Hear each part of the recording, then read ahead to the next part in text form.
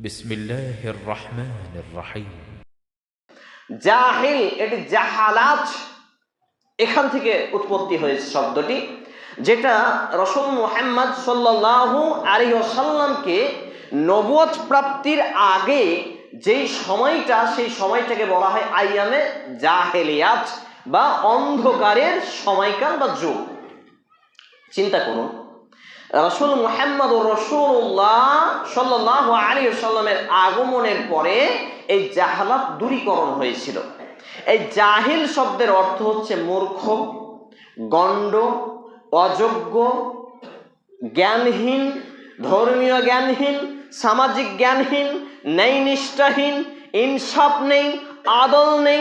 আদল আর ইনসাফ একই শব্দ, বাংলা আর আরবি শব্দ শুরু, এবং হালাল হারাম, জায়েজ না জায়েজ, সুন্নাহ বিদআত এর পার্থক্যকরণের কোনো মানদণ্ড রাখে না। এই ব্যক্তিকে বলে, এদেরকে বলে জাহিল, আর এর বহুবচন হচ্ছে জাহেলিয়াত বা জাহালাত।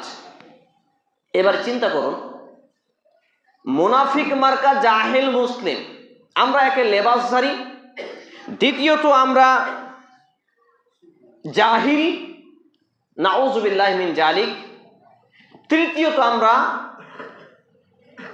মুখে যা বলি, পোশাক যা পরিধান করি, আমাদের আভ্যন্তরীণ আন্তরিক বিষয় কিন্তু এর বিপরীত। এই জন্য আমি একটি কথা বারংবার বলি মানুষের সামনে, যে আমি ধরুন, আমি এই যে এত সুন্দর ড্রেস পোশাক পরেছি, দেখলে মনে হয় না জিবরাইলের একবারে প্রিয় লোক? মনে হয় না? মনে হয় যে কতই না ইমানদার ছেলেটা, এরকম মনে হয়।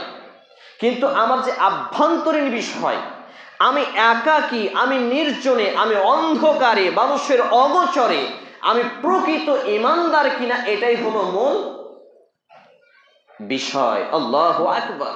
চিন্তা করুন, আমি প্রকাশ্যে মানুষের জনসম্মুখে লেবাস আমার যতই সুন্দর হোক না কেন, যদি আমার অন্তরে, আমার আভ্যন্তরীণ বিষয়ে এখানে যদি আমার ঈমান না থাকে, এখানে যদি আমার ইখলাস না থাকে, এখানে যদি আমার ইলমিয়াত না থাকে, এখানে যদি আমার আমল না থাকে, তাহলেই কিন্তু আমরা ফেঁসে যাব।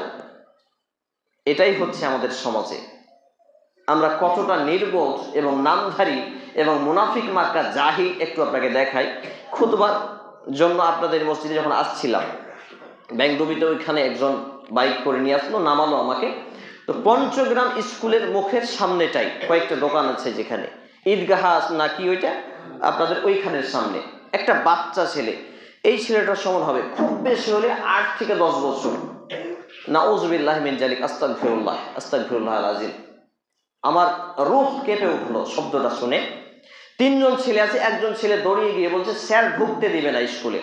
ভালো কথা, টাইম ওভারটেক হয়েছে, দোকানে আড্ডা পেটছে। তো 3 জনের 2 জনে এক ব্যাচে আছে। এই ছেলেটা, একটা ছেলে বলছে স্যারের মাকে দাঁড়িয়ে দাঁড়িয়ে অমুক করবো। আস্তাগফিরুল্লাহ, আস্তাগফিরুল্লাহ। আল্লাহ সাক্ষী, আমি যদি মিথ্যা কথা বলি, আল্লাহ সাক্ষী। আমি ছেলেটাকে নিজেকে কন্ট্রোল করতে না পেরে এইভাবে বললাম, আরে ছেলে শোন, তোর বাপ মা কিভাবে জন্ম দিয়েছে রে? তখন সুসুর করে হাসতে হাসতে গিয়ে স্কুলে ঢুকে গেল।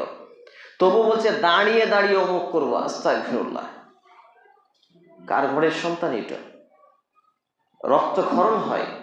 আমরা তো মুসলমান দাবি করি, তা আমাদের সন্তান এমন হতে পারে কি করে? আমরা ফল গাছ, ফল গাছ যদি ভালো হয় তো ফল ভালো দেবে, ফল গাছ যদি খারাপ হয় ফল কি করে ভালো আশা করে? নিমের গাছ লাগিয়ে আমের আশা করা যায় নাকি তিতা তিতাই হবে? বলুন। নাউযুবিল্লাহি মিন যালিক।